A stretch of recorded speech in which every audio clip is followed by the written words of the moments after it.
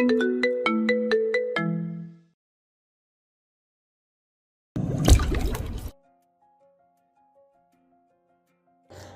ঝাপসা চোখে তার বাবার দিকে তাকালো।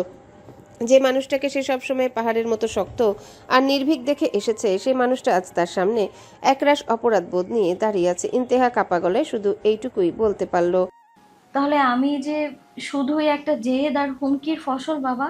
মা কি কোনোদিনও আমাকে ভালোবেসে করে নেয়নি?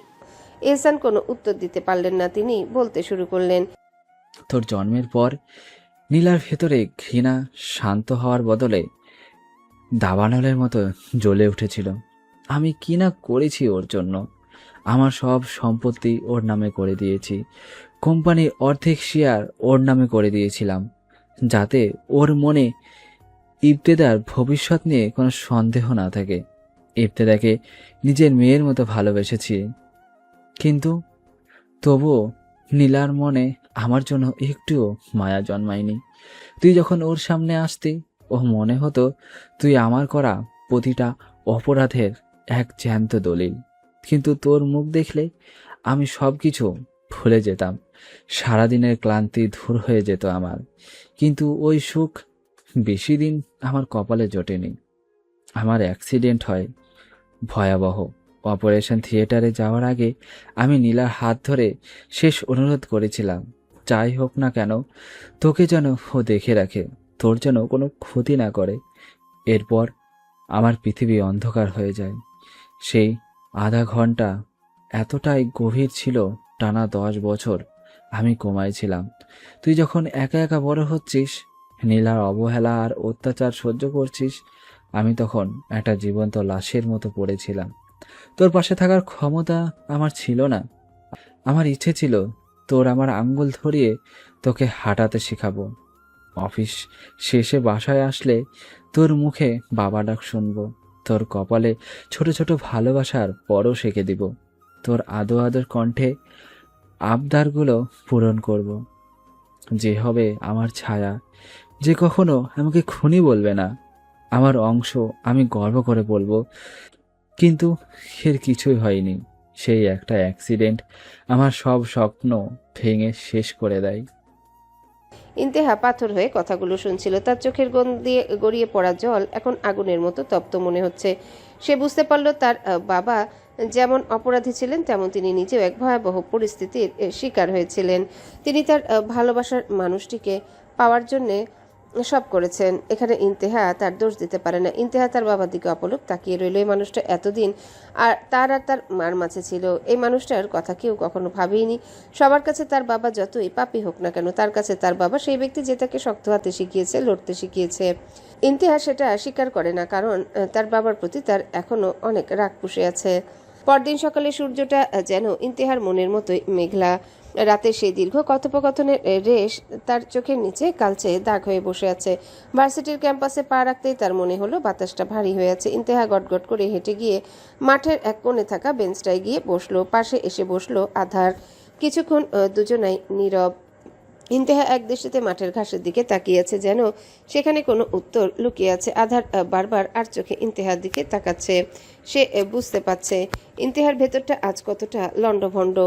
দীর্ঘ নীরবতা ভেঙে আধার নিচু স্বরে বলল, তোর কি ওই মেয়েটার জন্য এখনো মন খারাপ? রাতের পর থেকে তোকে দেখছি না, তুই যেন কেমন অন্যমনস্ক হয়ে আছিস। ইন্তেহা দীর্ঘ একটা শ্বাস ছাড়ল। তার কণ্ঠস্বর অদ্ভুত রকম শীতল আর স্থির।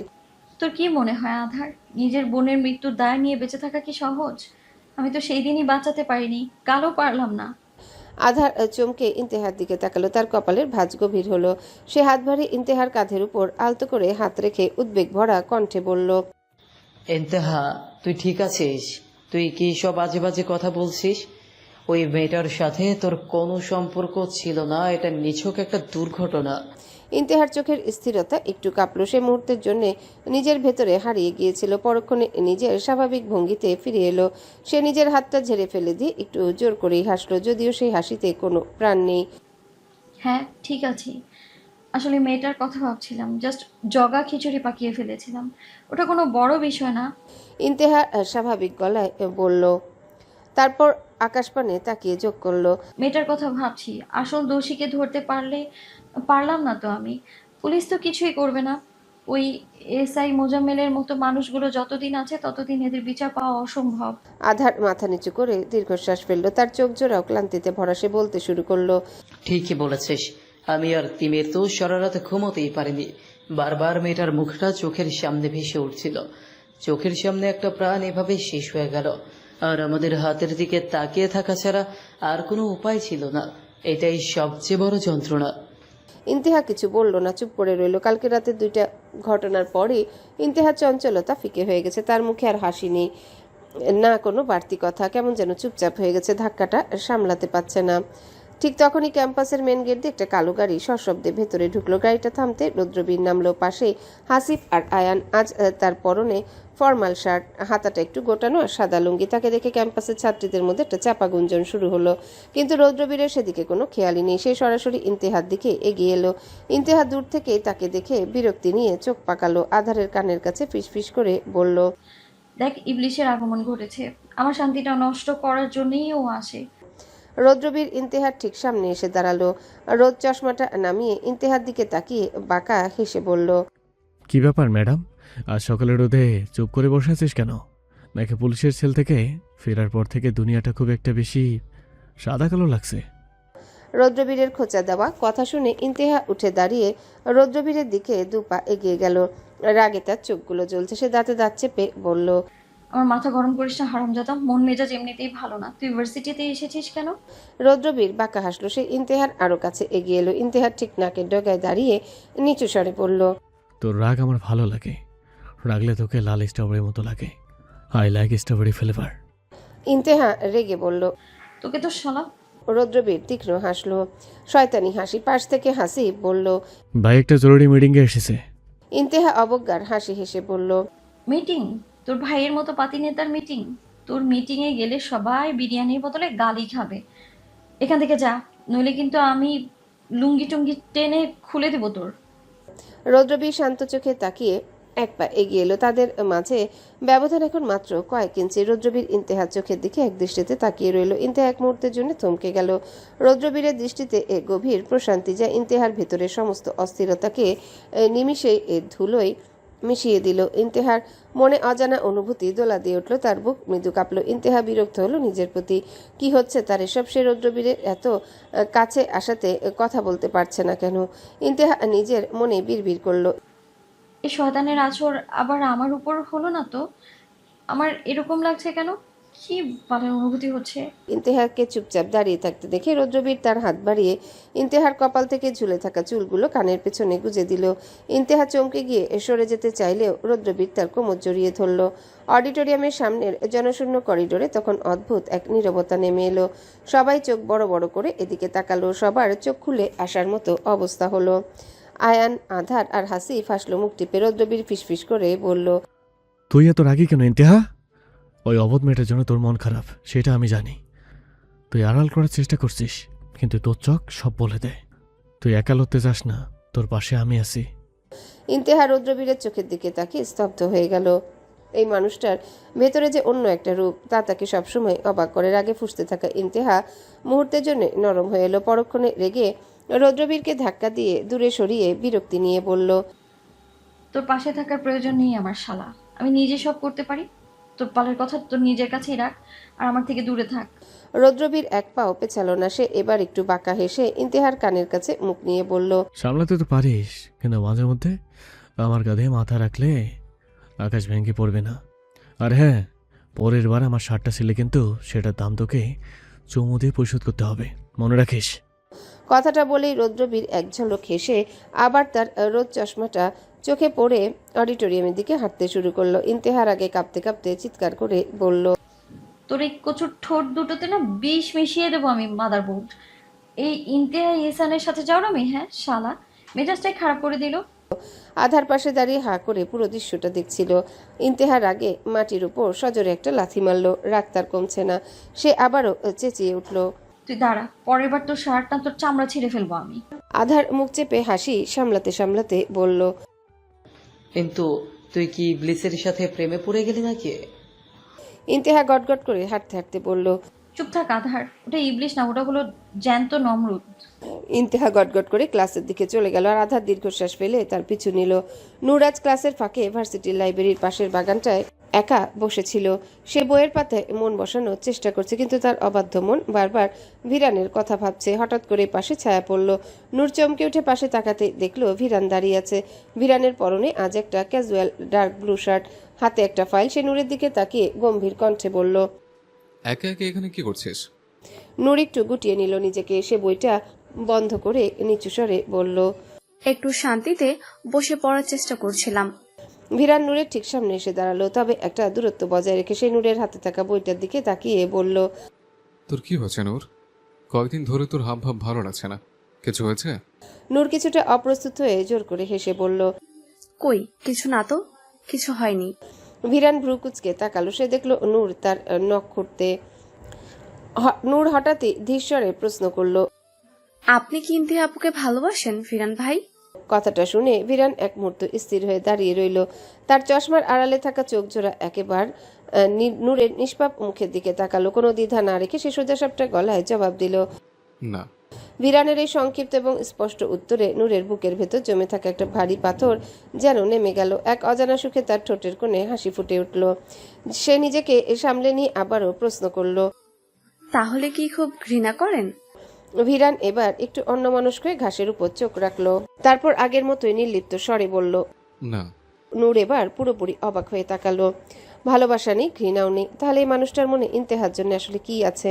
সে কৌতূহলী চোখে তাকে কিছু একটা বলতে চাইলো, কিন্তু ভিরান হালকা হেসে নূরের মাথায় আলতো করে একটা গাঁটটা মেরে বলল। এত ভাবিস না, বেশি ভাবলে তোর এই ছোট মাথাটা নষ্ট হয়ে যাবে। ভিরান পা বাড়ালো চলে যাওয়ার জন্য, কিন্তু নূর তাকে থামিয়ে দিল। তার মনে গত কয়েকদিন ধরে একটা প্রশ্ন বিধে আছে কাটার মতো। সে সাহস সঞ্চয় করে হুট করে জিজ্ঞাসা করে বসলো। তাহলে সেদিন ইন্তেহা আপুকে কিস করার ডেয়ার দিলেন কেন ফিরান ভাই? ভিরানের হাঁটা থেমে গেল। পিঠ ফেরানো অবস্থাতে সে কয়েক সেকেন্ড স্তব্ধ হয়ে দাঁড়িয়ে রইল। সামান্য হাসলো সে। এরপর ভিরান ঘাড় ঘুরিয়ে নূরের দিকে তাকালো। তার চোখ রহস্যময়। সে ধীর স্থির ভাবে বলল। কিস করতে বলেছে ঠিকই, কিন্তু ও তো করেনি। নূর এবার ভ্রু কুচকে জেদের সুরে বলল। সবাই তো বলে আপনার হাতে নাকি করেছিল কিস। এটা নিয়ে তো তখন অনেক ঝামেলা হলো। রুদ্রবীর ভাইয়া তো খেপেই গিয়েছিল। ভিরান এবার পুরোপুরি নূরের দিকে ফিরল। তার ঠোঁটের কোণে এক অদ্ভুত প্রশান্তির হাসি ফুটে উঠল। সে নূরের খুব কাছে এগিয়ে এসে নিচু স্বরে বলল। সবাই যা দেখে তা সবসময় সত্যি হয় না নূর। ওর ঠোঁট আমার হাতে স্পর্শ হয়নি। ইন্তেহার মতো যেদি মেয়ে কারোর হাতের উপর মাথা নত করবে, এটা ভাবলে কি করে? কথাটা বলে ভিরান আর এক মুহূর্ত দাঁড়ালো না। বড় বড় পা ফেলে সে বাগানের ওপাশে মিলিয়ে গেল। নূর আগের জায়গাতেই দাঁড়িয়ে রইল। তার কানে ভিরানের শেষ কথাগুলো বারবার বাজছে। ওর ঠোঁট আমার হাতে স্পর্শ হয়নি। নূরের মনে হলো এই রহস্যময় এই খেলা বোঝা তার মতো সাধারণ মানুষের সাধ্যের বাইরে। তবে ভিরানের এই স্বীকারোক্তি নূরের মনে এক চিলতে স্বস্তি এনে দিল, যা সে নিজেও হয়তো আগে কখনো অনুভব করেনি। অনেকদিন কেটে গিয়েছে সেদিনের পর। সবার জীবনে এখনো একই আছে, কিন্তু কিছু জিনিস পরিবর্তন হয়ে গিয়েছে। তিমির এখন আভাকে ইগনোর করে সবসময়, আর এটা নিয়ে আভার কষ্টের সীমা নেই। আধার আর তার ওই অচেনা পরীকে খুঁজে পায়নি। সে এখনো অপেক্ষা করে তার গান অনুশীলন ভালোই চলছে। মিস্টার এহসান আর ইন্তেহার সম্পর্ক আগে থেকে অনেক ভালো হয়েছে। নূরের সাথেও ইন্তেহার সম্পর্কের কিছুটা উন্নতি হতে শুরু করেছে। মিস্টার রায়হান আর তার স্ত্রীর মধ্যে মনোমালিন্য এখনো চলছে। মিস্টার এহসান আর মিসেস নীলার সম্পর্কের কোনো উন্নতি হয়নি। তিমিরও ঈদের বোনাস পেয়েছে চাকরিতে। তার বাবা তাকে একটু মূল্য দিতে শুরু করেছে। ভিরান আর নূরও কিছুটা কাছাকাছি আসতে শুরু করেছে। সবশেষে ইন্তেহা, যার কোনো কিছুই পরিবর্তন হয়নি। কিন্তু ইন্তেহা এই কয়েকদিনের রৌদ্রবীরের শূন্যতা নিজের অজান্তেই অনুভব করছে। আগের মতো হুটহাট ঝগড়া হয় না, দেখা হলে দেখায় তো আর হয় না। কিন্তু ইন্তেহা এটা মানতে নারাজ যে সে রৌদ্রবীরকে মিস করে। এতে তার ইগো হার্ট হবে। তিনজনের বন্ধুত্ব এখনো একই আছে। এই একটা খাঁটি জিনিস আছে তাদের জীবনে। রোদের তীব্রতা বাড়ার আগেই তিমির কলেজের গেটে এসে দাঁড়ালো। তোয়ার কলেজ ছুটি একটু আগে। তোয়া বের হওয়ার অপেক্ষায় গেটের দিকে তাকিয়ে থাকলো। সে ব্যাগটা হাতে নিয়ে যখন কপাল থেকে ঘাম মুছলো, ঠিক তখনই তোয়ার সাথে হাসতে হাসতে বেরিয়ে আসছে আভা। আভাকে দেখে তিমিরের বুকটা একবার কেঁপে উঠলো ঠিকই, কিন্তু পরক্ষণে সে নিজের দৃষ্টি সরিয়ে নিল। তার চোখের সামনে ভেসে উঠলো সেদিন রাতে সে আবেগপ্রবণ মুহূর্ত, যেদিন আভার বাসায় লুকিয়ে গিয়ে সে আবার হাত ধরে নিজের মনের লুকানো কিছু অনুভূতি শেয়ার করেছিল, কিন্তু এখন সেই স্মৃতিগুলো যেন কাটার মতোই বিচ্ছে তার মনে। সে মেনে নিতে পারছে না আবেগে পড়ে সে কত বড় ভুল করেছে মেয়েটাকে আশা দিয়ে। সে এখন আভার চোখে চোখ রাখতে পারে না আর। তোয়া ভাইকে দেখে দৌড়ে এলো। ভাইয়া, অনেকক্ষণ দাঁড়িয়ে আছো? তিমির ম্লান হেসে বলল। না রে, এইমাত্র এলাম, ওর দেরি হয়ে যাচ্ছে। আভা ঠিক তোয়ার পিছনেই দাঁড়িয়েছিল। তিমিরের এমন উপেক্ষা করাটা সে মেনে নিতে পারছিল না। সে কয়েক পা এগিয়ে তিমিরের সামনে এসে দাঁড়ালো। তিমির তখনও আভার চোখের দিকে তাকাচ্ছে না। আভা টলমলে চোখে তিমিরের দিকে তাকিয়ে খুব নিচু স্বরে বলল। আপনি আমার সাথে ইদানিং এমন করছেন কেন? আপনি আমাকে এড়িয়ে চলছেন, এমনকি ফোনটাও ধরছেন না। তিমির একটা গভীর দীর্ঘশ্বাস ফেলল। সে জানে এই মায়ে জড়ানো মানে নিজের ধ্বংস ডেকে আনা। সে খুব নির্লিপ্ত গলায় বলল। তোমার আর আমার জীবন অনেক ভিন্ন আভা, আমাদের বাস্তবতা এক নয়। সেদিন রাতে আবেগের বশে তোমাকে যা বলেছিলাম, প্লিজ ওগুলো ভুলে যাও, ওসবের কোনো মানে নেই। আভা স্তব্ধ হয়ে গেল। ভুলে যাব? একটা মানুষ কি তার আবেগ এত সহজে মুছে ফেলতে পারে? তিমির আর কথা বাড়াতে চাইল না। সে তোয়াকে উদ্দেশ্য করে বলল। তোয়া, ওঠ, বাসায় অনেক কাজ আছে। তিমির তোয়াকে নিয়ে দাঁড় করিয়ে রাখা রিকশায় উঠে গেল। আবার নিষ্পলক আর ভেজা চোখে রাস্তার দিকে তাকিয়ে রইল। তার মনে হলো তিমি শুধু একটা কথা বলেনি, বরং তাদের মাঝে এক অদৃশ্য দেয়াল তুলে দিয়েছে। রিকশায় বসেও তিমিরের কানে আভা সেই আর্তনাদ প্রতিধ্বনিত হচ্ছিল, কিন্তু তার মস্তিষ্ক বারবার বলছিল তার বাবার সেই কঠোর কথাগুলো। কয়েকদিন আগে সে যখন রাতে ঘরে ফিরেছিল, তার বাবা তাকে ড্রয়িং রুমে থামিয়ে বলেছিলেন। একটা বখাটে মেয়ের সাথে করিস ভালো কথা, তাকে সামলানো যায়, কিন্তু ওই রুদ্রবীর মাহতাব চৌধুরীর বোনের সাথে তোর কি চলছে? দেখ তিমির, ওইসব বড়লোকদের ঝামেলায় জড়াস না। ওদের আকাশ আর আমাদের মাটি কোনোদিনই এক হবে না। মুরসালিন সাহেব তিমিরের কাঁধে হাত রেখে আরো বলেছিলেন। তোর ওপর পুরো পরিবার নির্ভরশীল। প্রেম ভালোবাসা তোর মতো মধ্যবিত্ত ছেলের জন্য না। তোর বোনের একটা ভালো বিয়ে দিতে হবে। ছোট ভাইয়ের পড়াশোনা আছে, পরিবারের বড় ছেলে তুই। টাকার দায়িত্ব ছাড়া তোর জীবন আর কিছুই গুরুত্বপূর্ণ হতে পারে না। আবেগের পিছনে ছুটলে আমরা সবাই রাস্তায় দাঁড়াবো। বাবার বাস্তববাদী আর রূঢ় কথাগুলো তিমিরের বুকের ভেতরে মানুষটাকে মেরে ফেলেছে। সে আয়নায় নিজের চোখ দেখেছিল, যেখানে শুধু ছিল একরাশ শূন্যতা। সে জানে আভার মতো রাজকন্যাকে ভালোবাসার যোগ্যতা তার থাকলেও তাকে আগলে রাখার সামর্থ্য তার এই শূন্য পকেটে নেই। আভার চোখ বেয়ে পানি পড়তে শুরু করলো। মেয়েটা অনেক আবেগী। তার ইচ্ছে করলো চিৎকার করে কাঁদতে, কিন্তু পারল না সে। আশা দিয়েও যখন সেটা ভেঙে দেওয়া হয়, এর থেকে বেশি কষ্টের আর কি হতে পারে। আভা মুখ চেপে ধরে দৌড়ে তার জন্য দাঁড়িয়ে থাকা গাড়ির দিকে চলে গেল। পুরো রাস্তা কাঁদতে কাঁদতে গেল, কিন্তু বাড়ির সামনে এসে ড্রাইভারকে বলল। কাউকে কিছু বলিয়েন না কাকা, প্লিজ। ড্রাইভার মাথা দোলালো। আভার ভেতরে চলে যাওয়ার দিকে তাকিয়ে থেকে আফসোসের স্বরে বলে উঠল। এই মিষ্টি মেয়েটাকে কে এভাবে কাঁদায়? বাসায় পৌঁছে তিমির যখন কলিং বেল টিপলো, তখন তার শরীর ঘামে জবজব করছে। দরজা খুলল তার মা। তিমির ভেতরে ঢুকতেই দেখলো তার মা ড্রয়িং রুমে তুহিনের পড়া নিয়ে বসেছিলেন। তো আসতেই মা ব্যস্ত হয়ে পড়লেন ওর ব্যাগ রাখার, হাত মুখ ধোয়ার তদারকি নিয়ে। তোয়া, জামা, আগে ফ্রেশ হয়ে আয়। তুহিন, তোর অঙ্কটা শেষ হলো? তিমির তোকে নিয়ে এলো বলে রক্ষে, না হলে এই রোদে মেয়েটা অসুস্থ হয়ে যেত। মা এক নাগারে বলে চললেন। তিমির দরজার পাশে দাঁড়িয়ে ব্যাগটা কাঁধ থেকে নামালো। সে অপলক দৃষ্টিতে মার দিকে তাকিয়ে রইল। তো আর মাথায় হাত বুলিয়ে দিচ্ছেন মা। তুহিনের খাতা টেনে দেখছেন, অথচ তিমির যে শার্টটা ঘামে ভিজে গায়ের সাথে সেটে আছে সেদিকে মার নজর নেই। কত বছর হয়ে গেল মা তাকে আলাদা করে আদর করে না।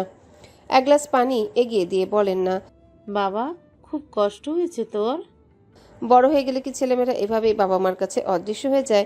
তিমির ভাবলো তুহিন আর তোয়াও কি একদিন বড় হয়ে তার মতো বোঝা হয়ে যাবে? তুহিন হঠাৎ পড়া ছেড়ে দৌড়ে এলো বড় ভাইয়ের কাছে। ভাইয়া আমার জন্য চকলেট এনেছে। তুহিন আবদার করে বসলো। তিমির ম্লান হেসে ছোট ভাইয়ের মাথায় হাত বুলিয়ে দিল। কাল আনবো রে পাগলা, আজ সময় পাইনি। তিমিরের অনেক গরম লাগছিল, তাই সে পাশে থাকা তার বাবার লুঙ্গিটা পরে নিল কোনো কিছু না ভেবে। ঠিক তখনই বাড়ির বাইরে থেকে পরিচিত একটা কণ্ঠ ভেসে এলো। ওরে তিমির, ওরে মাদারবোর্ড, বের হো শিগগির। ইন্তেহার ডাক শুনে তিমির দীর্ঘশ্বাস ফেললো। প্যান্টটা সোফায় রেখে সে পা বাড়ালো বাইরের দিকে। গেটের কাছে দাঁড়িয়ে ইন্তেহা কপাল কুচকের দিকে তাকিয়ে আছে। তিমিরের ঘর্মাক্ত শরীর আর বিধ্বস্ত চেহারা দেখে ইন্তেহার মেজাজ যেন আরো চড়ে গেল। সে নিজের পকেট থেকে রুমালটা এক ঝটকায় বের করলো।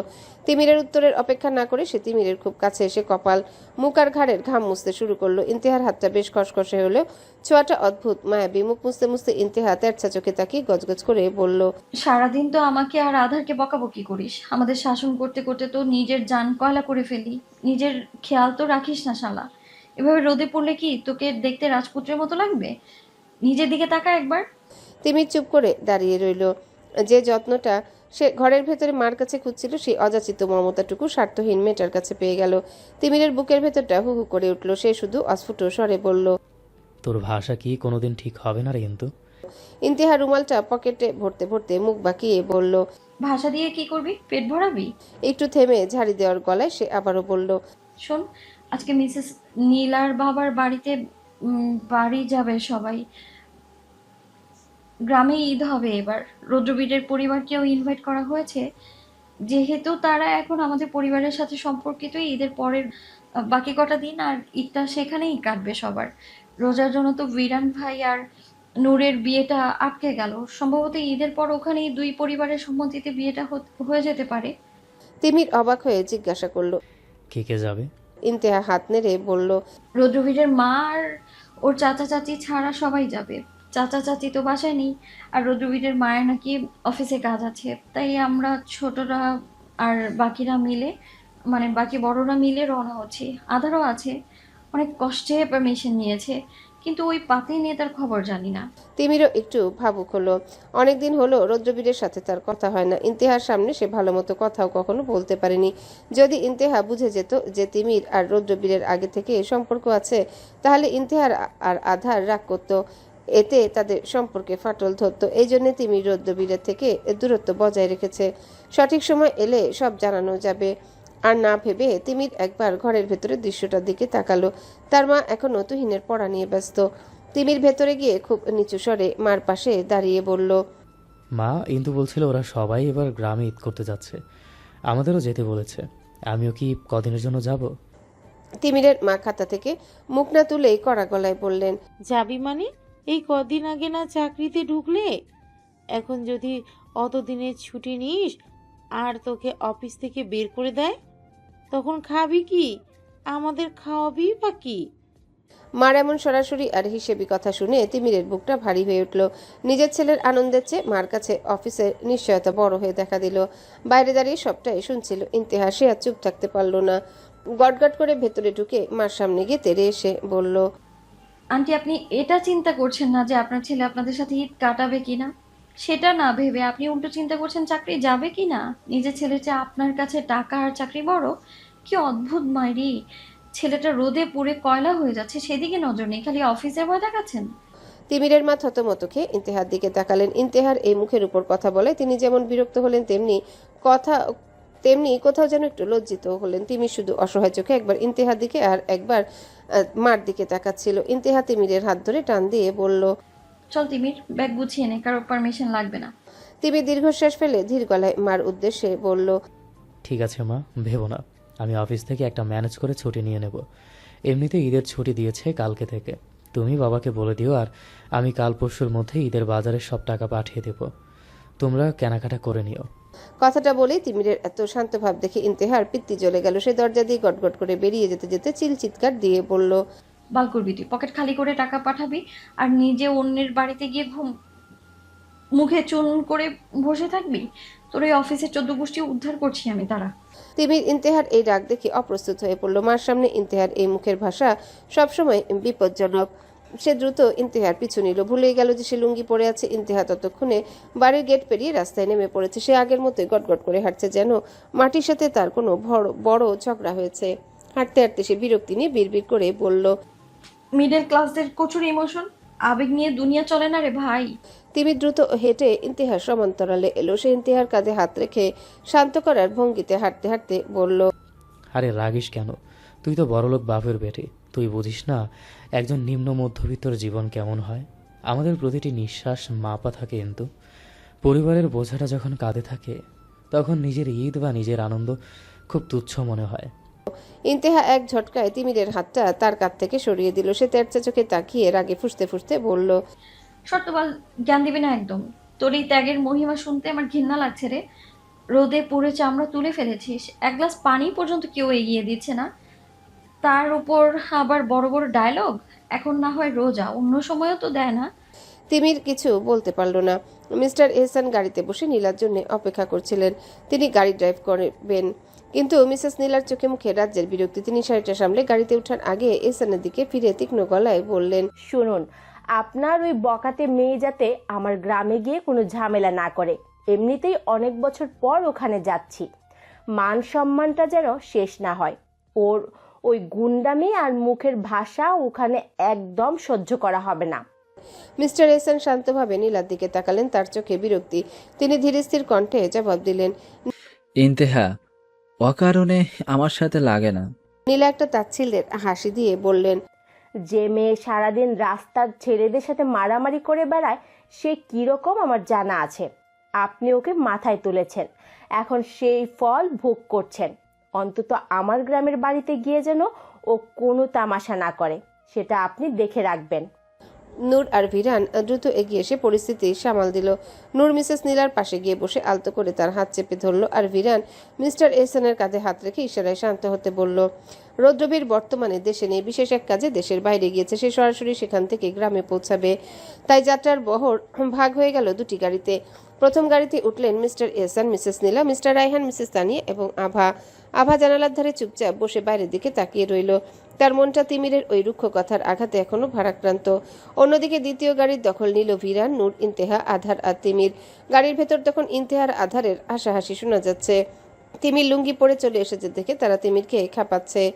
গ্রামের আঁকাবাঁকা মেঠো পথ দিয়ে যখন তাদের গাড়িগুলো এগোচ্ছিল তখন চারিদিকে সন্ধ্যার আবছা অন্ধকার নামতে শুরু করেছে। গ্রামে পৌঁছাতে ইন্তেহার নজর পড়ল রাস্তার পাশের এক ঝোপের ধারে চড়ে বেড়ানো এক ঝাঁক হৃষ্টপুষ্ট দেশি মুরগির উপর।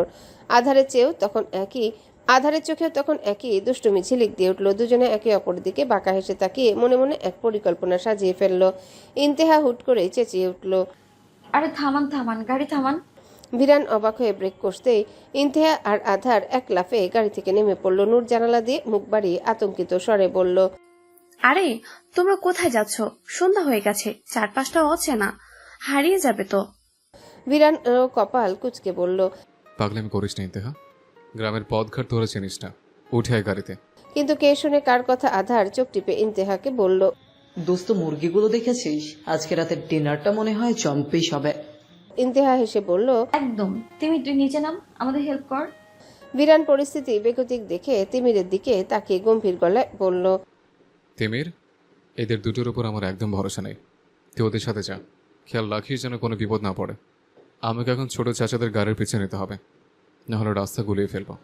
তোরা পরে রিক্সা বা অন্য কিছু নিয়ে চলে আসিস, আমরা সামনে গিয়ে লোকেশন পাঠাচ্ছি। তিমির একটা দীর্ঘশ্বাস ফেলে গাড়ি থেকে নামলো। ভিরানের সাথে এতদিনে তিমির আর আধারের ভালো সম্পর্ক তৈরি হয়েছে। তিমিরেরই দায়িত্ব এখন এই দুই পাগলকে সামলানো। ভিরান গাড়ি নিয়ে চলে যেতে ইন্তেহার আধার হুটোপুটি শুরু করে দিল মুরগি ধরার চেষ্টায়। তিমির কপালে হাত দিয়ে ভাবলো এই ঈদটাতে মনে হয় তার কপালে শান্তি নেই। এদের আকাম সামলাতে সামলাতেই তার দিন শেষ। ইন্তেহার আধারের চিৎকারে চারিপাশ গরম হয়ে উঠল। রাস্তার ধারে ঝোপঝাড়ের ভেতর দিয়ে 10-12টা দেশি মুরগির ডানা ঝাপটিয়ে পালাচ্ছে আর তাদের পেছনে হন্যে হয়ে ছুটছে এই দুই নিষ্ঠুর লোভী শিকারী। আধার প্যান্টের হাঁটু পর্যন্ত গুটিয়ে বাঘের মতো এক লাফ দিল একটা লাল মোরগের উপর, কিন্তু মোরগটা অতি চালাক। শেষ মুহূর্তে ডানা ঝাপটি সরে যেতে আধার সোজা গিয়ে পড়ল কাদা ভর্তি একটা গর্তে। ধুর শালা, এই মোরগ নাকি অলিম্পিকে রাখবে। এত তেজ কেন রে ভাই?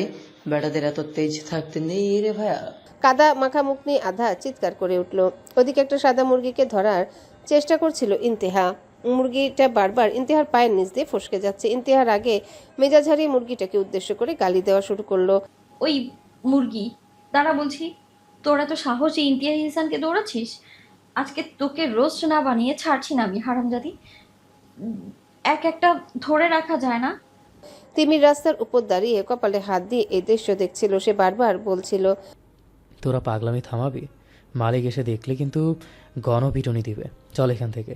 কিন্তু কে শোনে কার কথা। ইন্তেহা এবার তার হুডির হাতা গুটিয়ে একটা বড় লাফ দিল, কিন্তু বিধিবাম মুরগির পক পক শব্দ করে উড়ে পাশের একটা গাছের ডাল গিয়ে বসলো। আর ইন্তেহা টাল সামলাতে না পেরে উমড়ি খেয়ে পড়লো একটা ঘাসের স্তূপের উপর। ইন্তেহা ওখান থেকে চেঁচিয়ে বলল, তিমির, তুই ওখানে মূর্তির মতো দাঁড়িয়ে কি করছিস? ধর এটাকে, ওই যে কালোটা যাচ্ছে ওটাকে ধর। তিমির প্রথমে না চাইলেও ইন্তেহার আধারের করুণ দশা দেখে শেষমেশ লুঙ্গি সামলে মাঠে নামলো। এমন ভাব নিয়ে এলো তিমিরকে দেখে মনে হলো সে খুব দক্ষ শিকারী, কিন্তু যেই না সে একটা মুরগির দিকে হাত বাড়ালো অমনি মুরগিটা তার মাথার উপর দিয়ে উড়ে গেল। তিমির অপ্রস্তুত হয়ে ঘুরতে গিয়ে নিজের লুঙ্গিতে পাটকে ধপাস করে বসে পড়লো। আধার হাসতে হাসতে গড়াগড়ি খাচ্ছে কাদায়। ওরে মামা, তিমির তো মুরগি ধরতে গিয়ে নিজে মুরগি হয়ে গেল। তিমির দাঁত কিরমির করে বলল, চুপ থাক হারামজাদা, তোদের পাল্লায় পড়ে আমার ইজ্জত সব শেষ। দীর্ঘক্ষণ চলল এই দৌড়াদৌড়ি। আধারা তিমির ততক্ষণে পুরোপুরি কুপোকাত। আধারের সারা শরীরে কাদা। তিমিরের বাবার লুঙ্গিটা ঘাসের ঘষায় লালচে হয়ে গেছে। তার বাবা নিশ্চয়ই এর জন্য অনেক বকবে।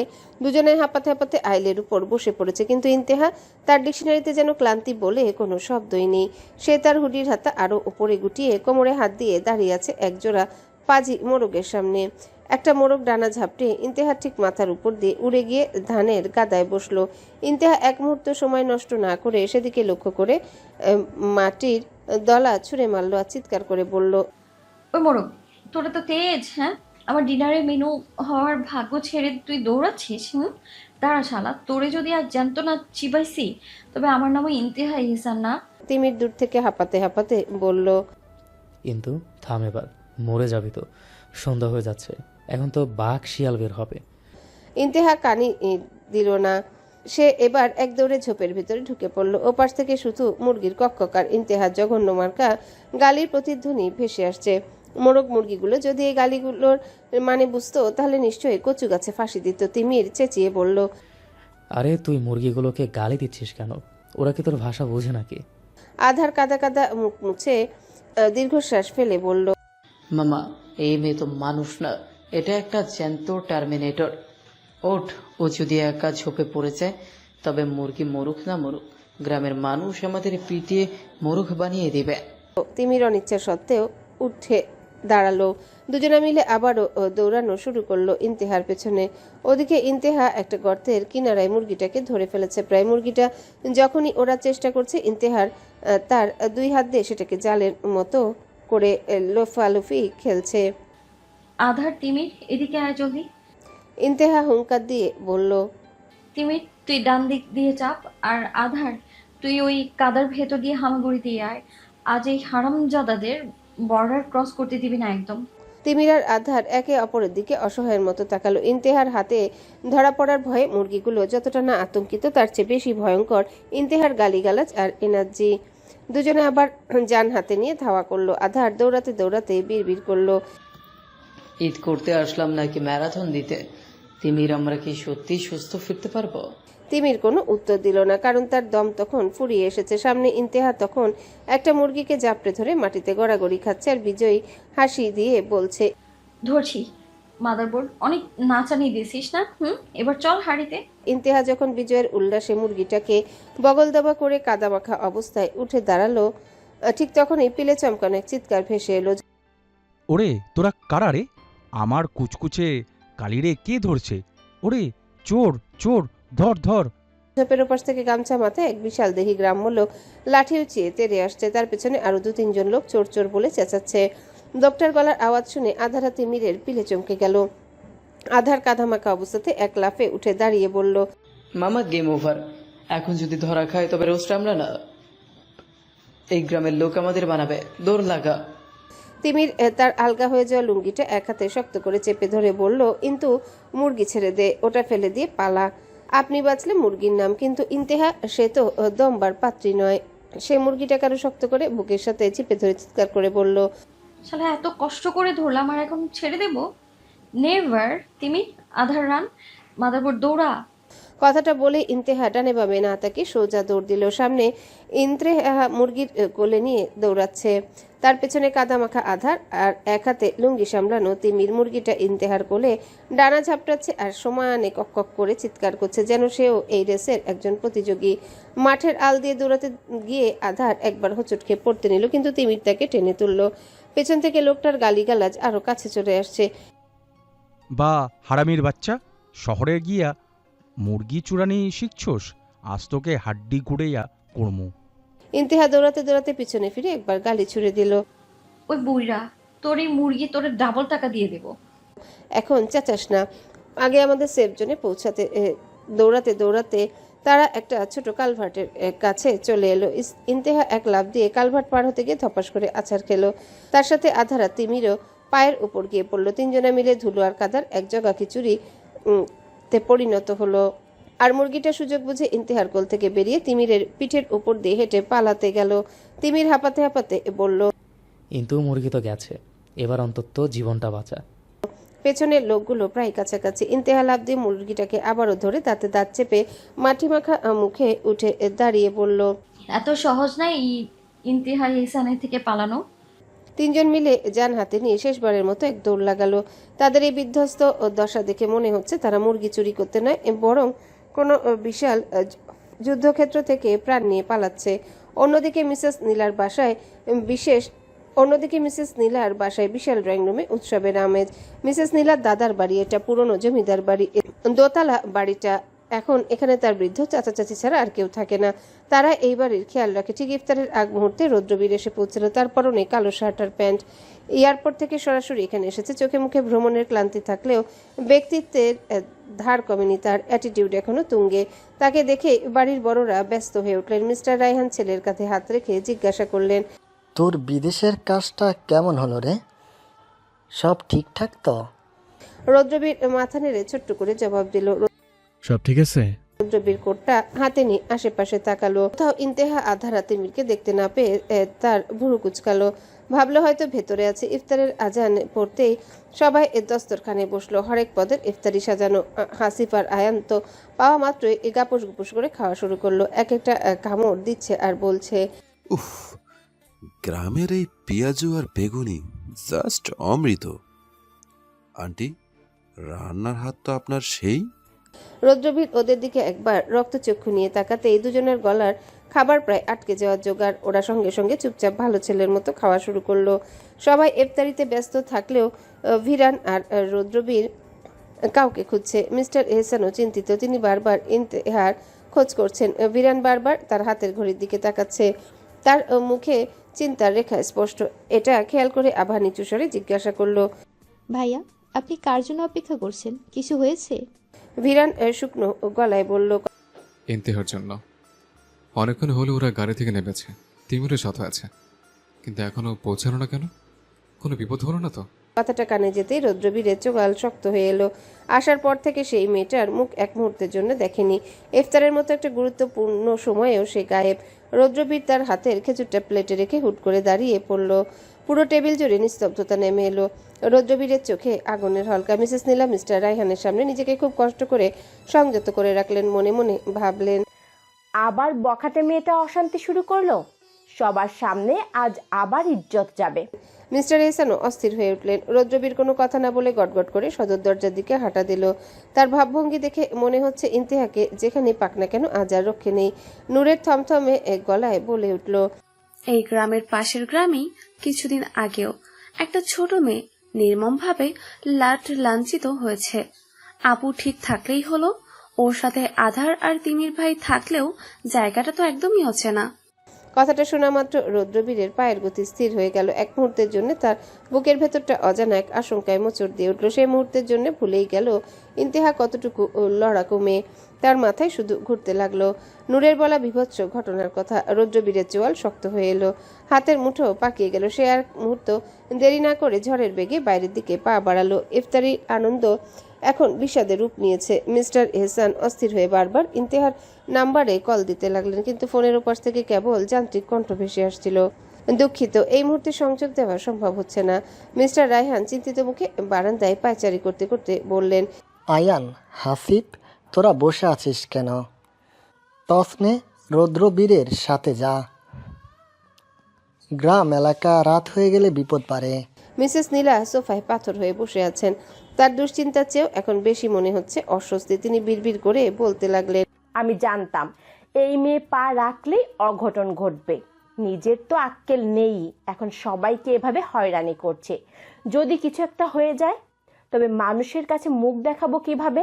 এদিকে বাগানের পেছনের অন্ধকার কোণায় ইন্তেহা, আধার আর তিমির তখনও বিধ্বস্ত অবস্থায়। মুরগিটা বগলে চেপে ইন্তেহা ফিসফিস করে বলছে। আধার লাইট জ্বালাস না, দেখে ফেলবে কেউ। তিমির হাঁপাতে হাঁপাতে বলল, ইন্ট রৌদ্রবীর কিন্তু মেজাজ খারাপ করলে কাউকে ছাড়ে না। ও যদি এইসব জানতে পারে তাহলে রেগে যাবে অনেক। চল এখন বাড়ির ভেতরে যাই। রৌদ্রবীর বাহিরের দিকে যেতে যেতে পকেট থেকে ফোন বের করে তিমিরের নাম্বারে ডায়াল করলো। মুহূর্ত কয়েকের মধ্যেই মেন বাড়ির ঠিক পিছনের আম বাগানে ঘন ঝোপের আড়াল থেকে একটা ফোনের রিংটোন বেজে উঠল। রৌদ্রবীরের চোখের মনি সরু হয়ে এলো, চোয়াল শক্ত করে সে গটগট করে সেদিকে পা বাড়ালো। পেছনে মিস্টার এহসান, ভিরান আর মিস্টার রায়হানও টর্চ হাতে ছুটলেন। রৌদ্রবীরের রাগী চেহারা দেখে মনে হচ্ছে আজ কুরুক্ষেত্র হবে। ঝোপের আড়ালে পৌঁছাতে সবার টর্চের আলো গিয়ে পড়লো ইন্তেহা, আধারা, তিমিরের উপর। দৃশ্যটা দেখে মিস্টার এহসান কপালে হাত দিলেন আর ভিরান স্তব্ধ হয়ে দাঁড়িয়ে রইল। মাঝখানে ধিকি ধিকি আগুন জ্বলছে, চারিপাশে ছড়িয়ে ছিটিয়ে আছে মুরগির পালক। ইন্তেহা, আধারা, তিমির তিনজনেরই দশা ভয়াবহ, কাদার ধুলোয় মাখামাখি। ইন্তেহা এক হাতে মুরগির একটা ঝলসানো রান ধরে মুখে পড়তে যাচ্ছিল আর আধার এক টুকরো হাড় চিবাচ্ছিল। রৌদ্রবীরের হিমশীতল চোখের দিকে তাকিয়ে তারা যেন মূর্তির মতো জমে গেল। মুখে তোলা মাংসের পিসটা আর দাঁতে কাটার সাহস হলো না তাদের, ঠিক যেন হাতে নাতে ধরা পড়া তিন চোর। রৌদ্রবীর দাঁতে দাঁত চেপে গম্ভীর গলায় বলল, এই ড্রামা করার জন্য তো ইফতার মিস করলি? বাড়ির সবাই যখন তোর জন্য মরে যাচ্ছি তখন তোরা এখানে বসে পিকনিক করছিস। তিমির আমতামটা করে বলল, রৌদ্রবীর আসলে ঘটনাটা হলো। চুপ থাক। রৌদ্রবীর গর্জে উঠল, তার রাগী ফেসের দিকে তাকিয়ে আধার ঢোক গিলল। ইন্তেহা অবশ্য খুব দ্রুত নিজেকে সামলে নিল। সে মাংসের পিসটা আয়েশ করে একটা কামড় দিয়ে বলল, মাদারবোর্ড চেবাস কেন? হ্যাঁ, সারাদিন রোজা রেখে এইটুকু প্রোটিন তো পাওয়াই উচিত। অনেক কষ্ট করে ধরেছি এই অ্যাথলেট মুরগিটাকে। মিসেস নীলা পেছনে দাঁড়িয়ে ঘৃণায় মুখ কুচকে ফেললেন। মিস্টার এহসান কিছু বললেন না, কিন্তু সবচেয়ে অদ্ভুত প্রতিক্রিয়া হলো আভার। সে তিমিরের এই বিধ্বস্ত আর কাদামাখা রূপের দিকে এক পলক তাকালো। তার চোখে তখন ঘৃণা নাকি অপমান তা বোঝা দেয়। আভা কোনো কথা না বলে একটা দীর্ঘশ্বাস ফেলে হনহন করে বাড়ির ভেতরে চলে গেল। আভাকে ওভাবে যেতে দেখে নূর চিন্তিত হয়ে উঠল। সে তিমিরের দিকে একবার করুণ দৃষ্টিতে তাকিয়ে আভার পেছনে পেছনে চলে গেল। রৌদ্রবীর রক্তলাল চোখে ইন্তেহার দিকে এক পা এগিয়ে এসে নিচু কিন্তু তীক্ষ্ণ স্বরে বলল, তোর এই জঙ্গলপনা আমি অবশ্যই শেষ করব। এখন মুখ মুছি ভেতরে চল, নাহলে এই আগুনে তোকে পুড়িয়ে আমি রোস্ট করে খাবো। হঠাৎই মিস্টার রায়হানের অট্টহাসিতে পুরো বাগান যেন কেঁপে উঠল। তিনি ইন্তেহা, আধারা, তিমিরের এই বিধ্বস্ত এবং অদ্ভুত দশা দেখে নিজের হাসি চেপে রাখতে পারলেন না। তিনি হাসতে হাসতে বললেন, সাবাস, তোরা তো দেখি পত্রিকি শিকারী। এই বয়সে এমন ডিগবাজি খেয়ে মুরগি ধরা। আর ঈশান, তোর মেয়েটা তো দেখি আসলি বাগিনী। এই না হলে ইস্তিয়া ঈশান। মিস্টার এহসান লজ্জিত হওয়ার বদলে মেয়ের দিকে তাকিয়ে হাসলেন। তিনি জানেন ইন্তেহা এমনটাই, কিন্তু বিপত্তি বাঁধল অন্যদিকে। মিসেস নীলা দাঁতে দাঁত চেপে ইন্তেহার সামনে গিয়ে চিৎকার করে উঠলেন, তোর কি লজ্জা শরম বলতে কিচ্ছু নেই? এই কাদা মাখা অবস্থায় জঙ্গলির মতো আচরণ করছিস, তাও আবার রৌদ্রবীরের সামনে। আমার বাপের বাড়িতে এসে তুই এই চূড়ানি বুদ্ধি করলি? মানুষের কাছে মুখ দেখাবো কিভাবে আমি? ভিরান এতক্ষণ চিন্তিত থাকলো, এবার তার রাগ হলো। ভিরানও ইন্তেহার উপর প্রচন্ড বিরক্ত হয়ে বলল, ইন্তেহা, তুই কি জানিস তোর পুরো পরিবার কতটা টেনশনে ছিল? নোর তো ভাবছিল তোর কোনো বড় বিপদ হয়েছে, আর তুই এখানে আগুনের পাশে বসে পশম তুলছিস। তিমির, তোর কাছ থেকে এটা আশা করিনি। তুই ওদের না থামে উল্টো মুরগির ঠ্যাং চিবোচ্ছেন। তিমির সরাসরি বলল গম্ভীর কণ্ঠে, আমার কাছে আমার বন্ধুরা আগে। আধার ভিরানের বকুনি গুনে ধীরে ধীরে ইন্তেহার পেছনে লুকানোর চেষ্টা করলো। ইন্তেহা অবশ্য দম্বার পাত্রী নয়। সে মুখ থেকে হাতটা ফেলে দিয়ে হুডির হাতায় মুখ মুছতে মুছতে বলল, আরে ভিরান ভাই, আপনি তো কখনো গ্রামেই আসেননি। গ্রামের থ্রিল বুঝবেন না। এই মুরগিটা ধরতে আমাদের যা ম্যারাথন দিতে হয়েছে, পুলিশের ধাওয়ার চেয়েও সেটা ডেঞ্জারাস ছিল। রৌদ্রবীর এতক্ষণ ইন্তেহার দিকে তাকিয়েছিল, রাগে তার শরীর কাঁপছে। সে ইন্তেহার দিকে তাকিয়ে অত্যন্ত শীতল গলায় বলল, চুপ, একদম চুপ, বেয়াদব মেয়ে। এখন সোজা ভেতরে চল। যদি 1 মিনিটের মধ্যে তোদের কাদা মাখা মুখ ফ্রেশ না হয়েছে তবে এই মুরগির হাড়ের মতো তোদের চেহারা অবস্থা খারাপ করবো আমি। রৌদ্রবীরের রানী কণ্ঠস্বর শুনে ইন্তেহা আর কিছু বলতে নিলে রৌদ্রবীর আর এক মুহূর্ত সময় নষ্ট করলো না। তার সহ্যের সীমা পেরিয়ে গেল। সে বড়দেরও তোয়াক্কা করলো না। ইন্তেহার সমস্ত বাহানা আর যুক্তিকে তোয়াক্কা না করে সে সোজা এগিয়ে গিয়ে ইন্তেহার কান চেপে ধরল। ইন্তেহা কিছু বুঝে ওঠার আগে রৌদ্রবীর তাকে হ্যাচকা টানে সোজা বাড়ির ভেতর দিকে নিয়ে যেতে লাগলো। ইন্তেহা ব্যথার অপমানে চিৎকার করে উঠল, আরে ছাড় মাদারবোর্ড, কান ছিঁড়ে যাবে তো। তুই কি আমাকে স্কুলে বাচ্চা পেয়েছিস নাকি? কান ছাড় বলছি। রৌদ্রবীর নির্বিকার। সে কান ছাড়ার বদলে আরো শক্ত করে ধরে গটগট করে হাঁটতে হাঁটতে বলল, চুপ একদম। তোকে জঙ্গল থেকে বের করে আনার একটাই উপায়, এই পশুর মতো ট্রিটমেন্ট। সারা বাড়ি মাথায় তুলেছিস তোরা। ইন্তেহা কান ধরা অবস্থায় রৌদ্রবীরের সাথে তাল মিলিয়ে হাঁটতে গিয়ে হোঁচট খাচ্ছে আর চিৎকার করছে, আরে আমি একা ছিলাম না, তিমির আর আধারও তো ছিল। ওদের কেন কিছু বলছিস না? তিমির তো আস্ত একটা লেগ পিস শেষ করেছে, আধার তো হাড় চিবিয়ে পাউডার বানিয়ে ফেলেছে। যত দোষ কি শুধু আমার? হ্যাঁ। রৌদ্রবীর থামলো না। সে পেছনে তাকিয়ে তিমির আর আধারের দিকে এমন এক রক্তচক্ষু দিল যে আধার সেখানে জমে গেল, কিন্তু তিমির ভয় পেল না। সে হাসলো। রৌদ্রবীর রাগী গলায় বলল, তোরা দুজন এখানে ওখানে দাঁড়িয়েছিস কেন? সোজা ফের হতে যা, তোদের বিচার পড়ে হবে। আধার ভেজা বিড়ালের মতো মাথা নিচু করে বাড়ির পেছনের দরজা দিয়ে ঢুকে পড়ল। তিমির শান্তভাবে ভেতরে ঢুকে গেল। ওদিকে ইন্তেহা তখনও সমানে হাত পা ছুটছে। রৌদ্রবীরের এই জোর জবরদস্তি ইন্তেহার আত্মসম্মানে রাখলেও রৌদ্রবীরের শক্ত হাতের ধরা থেকে মুক্তি পাওয়ার কোনো উপায় নেই। রৌদ্রবীরের মতো ব্যক্তি শক্তির কাছে ইন্তেহা কিছুই না। বাড়ির বারান্দায় আসতে মিসেস নীলা আর ভিরান সামনে পড়ল। ইন্তেহার এই কান ধরা দশা দেখে ভিরান মুখ টিপে হাসল আর মিসেস নীলা রাগে ফুঁসতে ফুঁসতে বললেন, ঠিক হয়েছে, এই অসভ্য মেয়েকে এভাবেই শাসন করা উচিত। রৌদ্রবীর, একে সোজা ঘরে নিয়ে আটকে রাখো। আজ রাতে ওর খাওয়া বন্ধ। হ্যাঁ হ্যাঁ, আপনি তো এটাই পারেন। যে মা এক লোকমা ভাত শান্তিতে জীবনে খেতে দেয়নি আমাকে, তার থেকে কি আশা করা যায় আর? মা নাকি সতীন, বুঝলাম না শালা। রৌদ্রবীর রক্তচক্ষুতে তাকাতে ইন্তেহা থেমে অবশেষে ইন্তেহাকে একটা ঘরের সামনে নিয়ে কান ছেড়ে দিয়ে ধাক্কাতে ভেতরে ঢুকিয়ে দিল। তারপর দরজাটা আগলে দাঁড়িয়ে কঠিন গলায় বলল, 10 মিনিটের মধ্যে যদি তোকে মানুষের মতো পরিষ্কার হয়ে বের হতে না দেখি, তবে তোকে এই কাদা মাখা অবস্থায় পুকুরে চুবিয়ে নিয়ে আসবো। মনে রাখিস, আমার এক রূপ দেখেছিস তুই, 10 বছর আগের রূপ দেখতে বাধ্য করিস না। ইন্তেহা দরজার ওপর থেকে একটা বালিশ ছুঁড়ে মারল আর গালি দিতে দিতে ওয়াশরুমের দিকে পা বাড়ালো। রৌদ্রবীর রেগে বলল, তোর মুখ থেকে যদি আর একটা বাজে কথা শুনি, থাপ্পড় দিয়ে গাল ফাটিয়ে দেবো শালি। ঘর থেকে ফ্রেশ হয়ে ইন্তেহা যখন গটগট করে ড্রয়িং রুমে এলো, তখন সেখানে এক এলাহি কাণ্ড চলছে। মুরগির মালিক তার সাঙ্গপাঙ্গ নিয়ে উঠোনে দাঁড়িয়ে চিৎকার করছে। বাড়ির বড়রা সবাই বারান্দায় এসে দাঁড়িয়েছেন। লোকটার হাতে একটা লাঠি আর চোখে মুখে রাজ্যের ক্রোধ। মুরগির মালিক মজিদ মিয়া হাত নেড়ে চিৎকার করে বলছে, ও জয়নাল কাকা, ও নীলা, আপনার শহরে থাইক্কা ইসা আমাগো গ্রামের মানসম্মান ডুবাইলেন। আপনার মাইয়া আর এই দুইটা পোলা মিল্লা আমাদের হৃষ্টপুষ্ট দেশি মুরগিটাকে ধৈরা নিয়ে গিয়া জবাই দিয়া খাইয়া ফেলল। এইটা কেমন বিচার? মিসেস নীলা লজ্জার অপমানে মাটির সাথে মিশে যাচ্ছেন। তিনি আমতা আমতা করে বোঝানোর চেষ্টা করলেন, মজিদ ভাই, আপনি শান্ত হন। আমি বুঝতে পারছি খুব অন্যায় হয়েছে। আমি আপনাকে মুরগির ডাবল দাম দিয়ে দিচ্ছি। প্লিজ পাড়ার লোককে আর জানাবেন না। মজিদ মিয়া এবার বুক ফুলিয়ে তাচ্ছিল্যের হাসি দিয়ে বলল, টাকা দিয়া কি সব হয়? নীলা, তোর নিজের পেটের মেয়ে কি না শেষমেশ একটা সাধারণ মুরগি চোর?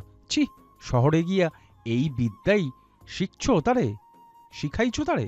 চোর শব্দটা কানে যাওয়া মাত্র ইন্তেহার মাথা গরম হয়ে গেল। সে ভিড় ঠেলে বাঘানির মতো সামনে এগিয়ে আসতে আসতে চিৎকার করে বলল, ওই বইরা, মুখ সামনে কথা বলবি। তুই কারে চোর বললি? হ্যাঁ, তোর ওই অলিম্পিক দৌড়ানো মুরগি ধরতে গিয়ে আমাদের যে পরিমাণ ক্যালোরি বার্ন হয়েছে, তাতে তোর ওই মুরগি ফ্রিতে দেওয়া উচিত ছিল। তুই চোর, তোর 14 গোষ্ঠী চোর।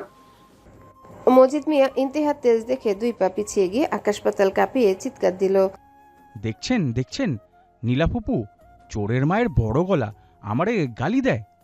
ইন্তেহা তেরে গিয়ে লোকটার গলার কলার ধরতে নিল। ঠিক তখনই পেছন থেকে একজোড়া পেশিবহুল শক্ত হাত ইন্তেহার কোমর জড়িয়ে ধরল। রৌদ্রবীর এক ঝটকা ইন্তেহাকে নিজের শরীরের সাথে মিশিয়ে আটকে ধরল। ইন্তেহা পাগলের মতো পা ছুটছে আর হাত বাড়িয়ে লোকটাকে মারার চেষ্টা করছে। ছাড় আমায়, আজ এই বুইরার দাঁত আমি একটাও আস্ত রাখবো না। আমার চোর বলে কোন সাহসে? হ্যাঁ। ইন্তেহা রৌদ্রবীরের বাহু বন্ধনে থেকেও সমানে চিৎকার করছে। রৌদ্রবীর ইন্তেহার কানের কাছে মুখ নিয়ে তীক্ষ্ণ স্বরে ধমক দিল, ইন্তেহা, একদম চুপ। তোকে বলছি না শান্ত থাকতে। ইন্তেহার অবস্থা দেখে সবাই মাথায় হাত দিল, আর মিসেস রায়হান হাসতে লাগলেন। আধার আর তিমিরের পেট ফেটে যাওয়ার মতো অবস্থা। হাসতে হাসতে মজিদ মিয়া আঙ্গুল উঁচিয়ে বলতে লাগলো, দেখেছো নীলা, কেমন জঙ্গলি মেয়ে তোমার। বাপের জন্মে এমন বেয়াদব মেয়ে আমি দেহি নাই। এই মেয়ে তো ডাকাত। রৌদ্রবীর বিরক্তি নিয়ে এবার তার শীতল আর গম্ভীর দৃষ্টি মজিদ মিয়ার দিকে নিবদ্ধ করলো। তার চোয়াল শক্ত হয়ে এলো। তার এক হাতে তখনও ছটফট করতে থাকা ইন্তেহা বন্দি। রৌদ্রবীর অত্যন্ত শান্ত কিন্তু ভারী গলায় বলল, অনেক হয়েছে, একটা মুরগি তো নিয়েছে। আপনার আস্ত বাড়িঘর তো লিখে নেয়নি। একটা মুরগির জন্য কত টাকা চান আপনি? 10 গুণ দেবো আপনাকে। রৌদ্রবীরের এই অদ্ভুত পক্ষ নেওয়া দেখে ড্রয়িং রুমে থাকা সবাই মিস্টার এহসান, মিস্টার নীলা, এমনকি ভিরানো হাঁ করে তাকিয়ে রইল। একটু আগেও যে ছেলেটা ইন্তেহার উপর আগুনের মতো জ্বলছিল, সে এখন অবলীলায় ইন্তেহার হয়ে সাফাই গেছে।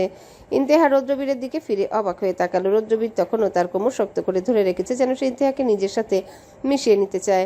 মজিদ মিয়া টাকার অঙ্ক শুনে একটু থমকে গেল, কিন্তু ইন্তেহার দিকে তাকিয়ে আবারও বলল, টাকা নিমু ঠিক আছে, কিন্তু এই চুরির বিচার?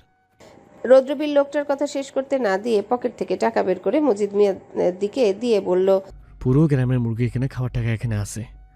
এবার বিদায় হন, আর মনে রাখবেন এরপর ইন্তেহার দিকে আঙ্গুল উঁচিয়ে কথা বললে ওই আঙ্গুল আর আস্ত থাকবে না।